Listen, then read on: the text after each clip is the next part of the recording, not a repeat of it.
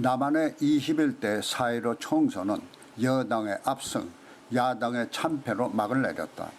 본 방송은 선거를 눈앞에 두고 집권 여당이 180석을 자신하는 배경을 설명하며 그들의 뜻이 이루어진 뒤에 진행될 결과를 예측했었다. 선거가 끝나기 무섭게 그 예측이 드러나고 있다. 문재인 정권이 한 번도 경험하지 못한 나라를 만들겠다는 국민적 약속이 긍정적 정책보다는 부정적 정책으로 흐를 것임을 예견하고 있는 것이다. 여권의 들러리 정당인 더불어시민당의 우희정 공동대표는 180석의 결과로 보안법 철폐도 가능할 것이라고 했다.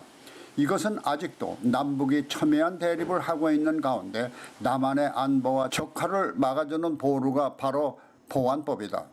그런데 이를 철폐한다는 것은 적화 세력에게 문을 활짝 열어주자는 것이다.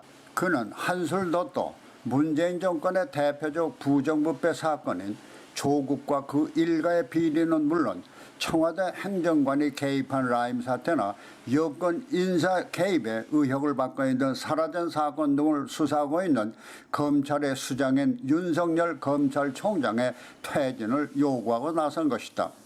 본 방송은 이미 여권의 180석 확보는 그동안 그들이 저질러온 비리들을 덮어버리고 그들만의 새로운 로맨스를 만들어 나가겠다는 신호라고 지적을 했는데 벌써부터 성급하게 본색을 드러내고 있는 것이다.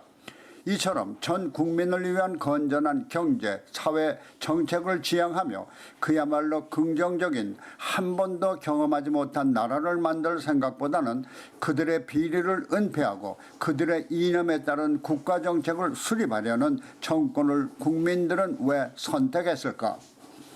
선거가 끝나기 무섭게 이와 같은 여권을 견제해줄 야당의 참패 원인을 분석하는 의견들이 대두가 됐다. 결론은 야권의 구태의연한 자중질환에 현 정권의 실책에 저항할 수 있는 정책 제시가 미흡한 데다가 과감한 투쟁 정신 결여와 이들의 지원 세력이라고 할 수 있는 보수계층이 구호와 함성 외에는 조직적인 대중 선동의 힘이 없다는 것이다. 이에 반해서 여권 내에는 비록 소수이지만 그들의 어떤 불륜도 로맨스로만 받아들이는 일관된 충성심과 일당백의 조직적 대중 선동 능력을 갖추고 있다는 것이다. 이제 4.15 총선은 지난 3년 동안 저지른 문재인 정권의 심판이라는 전제가 무너지고 그가 약속한 한 번도 경험하지 못한 나라가 어떤 것인지 지켜보자는 호기심의 승리라고 할 수 있다. 그 한 번도 경험하지 못한 나라가 180석으로 하나둘 현실로 옮겨질 것이다. 그것은 180석의 의미는 야당의 반대에도 불구하고 본회의나 상임위원회 제적 5분의 3이면 쟁점 법안들을 강행할 수 있기 때문이다.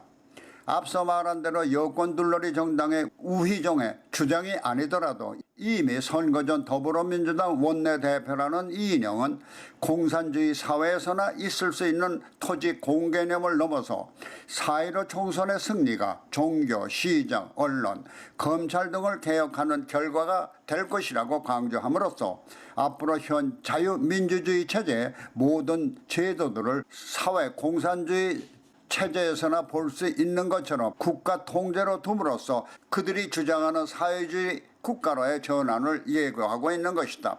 이제 4.15 총선의 결과는 그들이 지향하는 사회주의식 정치 사회제도를 위한 법안들을 마련할 것이다.